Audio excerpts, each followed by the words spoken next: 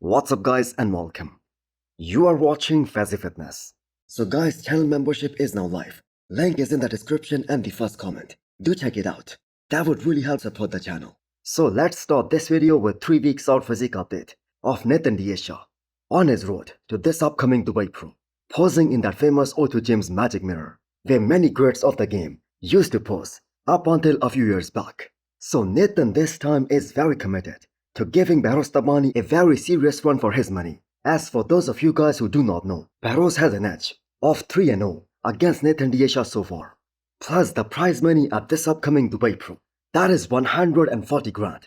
So that is a lot of prize money on the line. So we know Nathan's mindset. He's training to win this show, and nothing is ever guaranteed in bodybuilding. So fingers crossed to witness an epic battle in just another few weeks' time between both these amazing athletes. Now for anyone thinking it's the mirror that's making him look way more sharper, just wait till the end of this video when they flip the angle and Nathan activates that Christmas tree. Amazing condition for 3 weeks out. And we know 21 days is plenty of time, especially for someone like Nathan, to fine-tune things and get even more sharper. And we have to keep in mind, the man must be super flat here at 3 weeks out, but doing everything that needs to be done in order to take this look to a whole new level. Now I can hardly remember Nathan's face looking so sucked in. And if we take a look into the recent past, it's a high likelihood that Nathan again won't be doing the Olympia this year too. So Dubai Pro means everything to him, and possibly to Behrooz as well. Now as per Nathan's past track record, he does multiple shows once he gets in shape. So we might see him in Italy and also in Portugal Pro, and possibly some other shows too. And Nathan is also the defending Portugal Pro champion. So what did you guys think of this kind of look from Nathan D'Asha? If he can bring more depth, especially in those hamstrings. And if he can do that, then there will be almost zero weaknesses on him. So do let me know what you guys think. Can Nathan D'Asha beat a guy like Behrooz? Next up we have the first proper off-season physique update and the reveal, also a 19 weeks out physique update from the former 212 Olympia champion, the giant killer, Shaun Clarida, on his road to this year's Miss Olympia. So the amount of muscle mass that Shaun has packed on his frame over the years, that just never seems to amaze the bodybuilding world. That is so incredible, how he was able to totally transform his physique, and considering the kind of frame that he had, that was an even more impressive thing. So for a guy whose legs were kind of downsized at the Olympia last year, especially one of them, just look at the size of those quads at 19 weeks out of this year's Miss Olympia. Now Shaun looking downsized at the Olympia last year, that was one of the major reasons why some people out there even had Angel Calderon winning against him at the Olympia last year. And that was because of his coach. That was Matt Jensen's call. And while chasing more conditioning, they just gave up too much size. And that is why his look at Prague Pro last year, even in the men's open, as well as at this year's Arnold Ohio, and he did both those shows with Stefan as his coach, he was looking pretty solid and very impressive. So Shaun is now 42 years old, and still the man is showing no signs of slowing down or any kind of injury, and no hint of retirement from professional bodybuilding anytime soon. And the thing is, why would he? He is still placing top 2 in the world. And some people think that other than Keon Pearson, Shaun is pretty untouchable. And yes, I know, the chances of him winning back that Olympia title, especially against Keon, they are almost zero at this point. But still placing top 2 in the world, that is the biggest accomplishment, especially at that kind of age. And considering the fact that he has been competing for more than a decade now. Now Shaun has been placing second at the Olympia for the last 2 years. So that 2023 Olympia battle between him and Keon, that was actually very close. But the way Keon showed up last year, he looked in a league of his own. So all Shaun is gonna do is keep on fighting some of these young up-and-coming guys, and he's gonna keep on blocking them from placing second for as long as he can.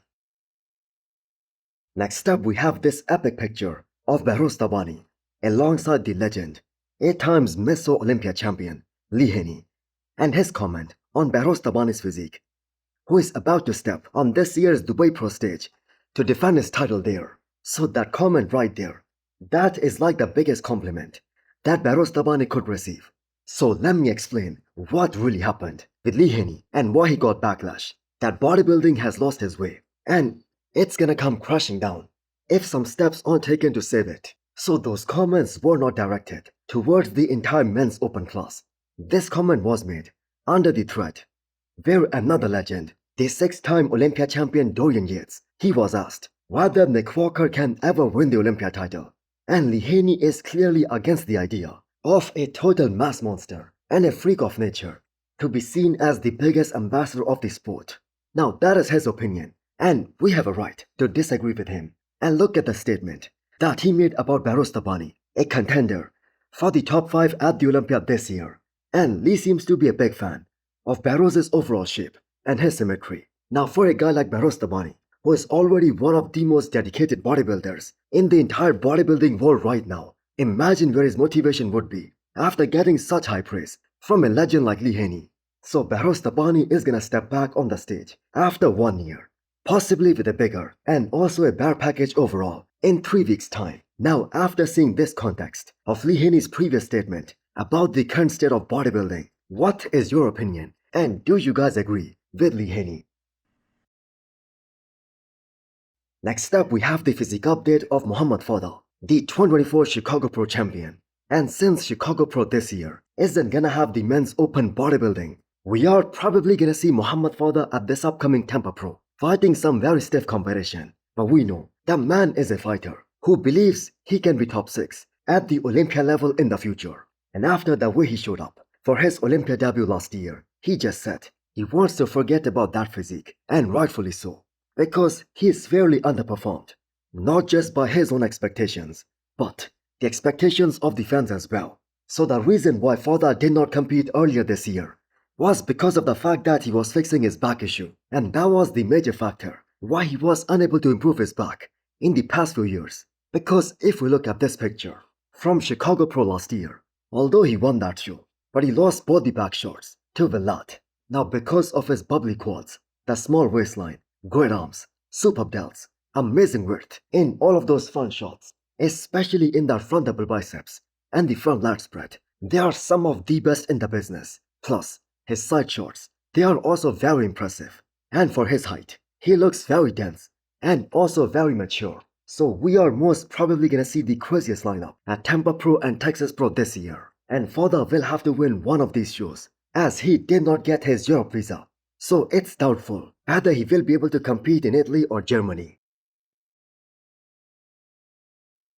Next up, we have 14 weeks out physique update from Logan Franklin, the guy who kind of shocked us all at this year's Arnold, Ohio by placing second and beating a lot of good guys at that show, like Wesley Vazers, Matt Grego, Michael DeBoll, and some people out there. They even had him winning against Mike Sommerfeld, but placing second at the Arnold, that did not get him the Olympia qualification. So he's going to compete 5 weeks before the Olympia this year. And based on the look that he brought at this year's Arnold, Ohio, there should not be any doubt in anyone's mind that he isn't gonna qualify for the Olympia. Now why Logan took such a long time after this year's Arnold to step back on the stage? Well, because his vision, that is to win the Classic Physique Olympia title. But he was miles behind in terms of the back development compared to a guy like Mike Sommerfeld. And right now Mike is the gold standard, and everybody wants to beat him to fight for that Olympia title. Now Steve Weinberger, he also commented that if Logan adds more muscle, more density, and especially more width in his back shots, he's gonna be very dangerous at the biggest bodybuilding stage, and that too this year. And Logan sees himself in this year's Olympia top 3. No wonder he clapped back at the Brazilian fans who initially thought that Logan will be competing at Texas Pro against Matthias Menegate, and he will get smoked by him. Now for the record, Matthias did beat him at the Olympia last year, but Logan just unlocked a whole new level for this past Arnold, especially in terms of conditioning. Now he might be one of the most right guys in that entire classic physique division, and we know the proportions on Logan, they are looking crazy impressive. And the way he stands, front to back, it is inspired by 1983 Miss Olympia champion Samir Benoot. So what do you guys think? Can Logan win the Olympia title? And also hit the thumbs up button if you like the video, and smash the subscribe button if you wanna come back for more. Thanks for watching.